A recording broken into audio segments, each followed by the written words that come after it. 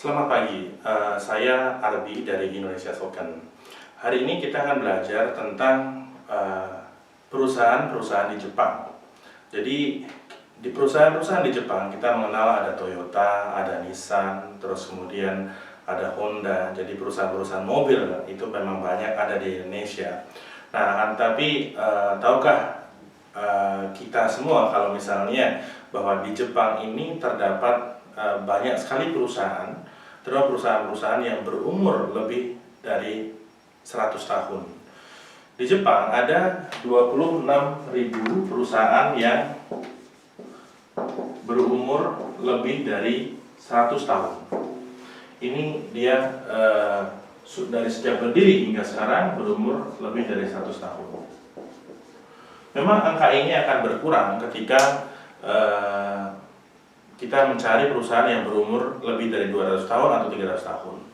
Nah, di sini kita bisa melihat bahwa Jepang adalah merupakan suatu negara yang bisa kita contoh sebagai benchmarking ketika kita ingin mengembangkan sebuah perusahaan yang sustain, artinya yang punya jangka waktu yang lama. Nah, di Indonesia sekarang kita sering ada orang yang mengembar-gemborkan, jadi mari kita bikin startup. Nah, startup ini untuk berapa lama? Apakah hanya untuk setahun, 2 tahun, 3 tahun, 10 tahun, 50 tahun, atau 100 tahun? Memang negara kita sejak kita merdeka belum sampai berumur 100 tahun ya.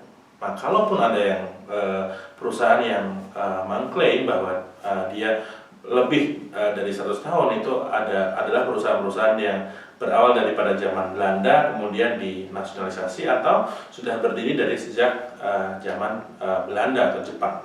Nah, di sini masalahnya. Jadi kita bisa melihat bahwa perusahaan-perusahaan Jepang ini banyak yang berumur lama.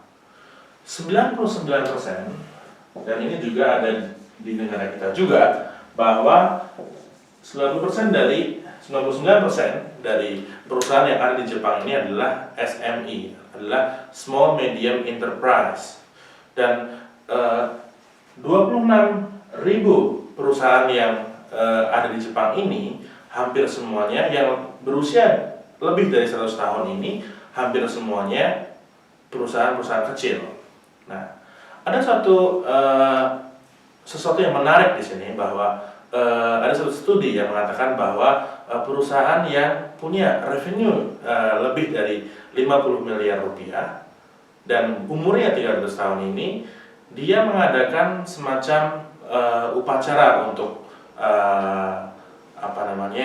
pensiunan atau orang yang sudah meninggal, jadi karyawan-karyawan yang sudah meninggal, jadi didoakan hingga 50 tahun. Nah, kita bisa melihat bahwa keluarga kita mungkin kita ada mendoakan setahun, 2 tahun, 3 tahun, 1000 hari. Nah, akan tapi perusahaan ini banyak yang istilahnya yang punya usia yang sangat panjang di Jepang ini, dia mendoakan karyawan-karyawan yang sudah meninggal hingga 50 tahun. Nah, kita bisa melihat adanya suatu nilai religiusitas di dalam perusahaan-perusahaan yang berumur relatif lebih panjang. Memang dari perusahaan-perusahaan yang umurnya panjang ini ada beberapa. Nomor satu adalah perusahaan-perusahaan yang berhubungan dengan sake atau perusahaan yang berhubungan dengan alkohol ya. Jadi sake ini adalah minuman beralkohol untuk kita pakai dalam kehidupan sehari-hari di Jepang ya. Nah, kita bisa melihat bahwa kebutuhan akan sake ini tidak pernah luntur ya, dari sejak zaman Edo atau Meiji sampai zaman-zaman sekarang ya. Nah, oleh karena itu kita bisa melihat bahwa karena perubahan pada needs atau perubahan pada kebutuhan tidak begitu banyak pada sake, sehingga memang perusahaan ini tidak tidak punya banyak inovasi ya. Jadi sakenya tetap seperti itu saja. Jadi nilai tradisionalitasnya sangat dijunjung di sini. Nah, sehingga memang tidak banyak berubah. Ada juga perusahaan-perusahaan yang umurnya lebih dari 300 tahun ini bergerak di bidang konstruksi. Nah, kita tahu bahwa Jepang sekarang pun juga menggunakan konstruksi dari kayu. Nah, jadi konstruksi dari kayu sekarang walaupun ada juga yang beberapa menggunakan beton. Nah, ini kita bisa lihat makanya kebutuhan-kebutuhan yang memang long lasting ada ini perusahaan-perusahaan memang relatif lebih banyak survive daripada yang tidak ya. Nah, hari ini kita belajar tentang beberapa perusahaan Jepang yang umurnya panjang ya. Jadi kita dapat satu angka ya bahwa perusahaan Jepang di tahun 2016 yang sudah berumur 100 tahun ini ada sekitar 26.000 perusahaan. Oke.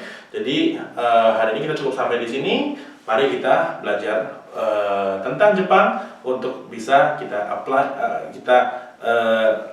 pakai dalam kehidupan kita sehari-hari dan juga kita pakai dalam perusahaan kita masing-masing. Terima kasih.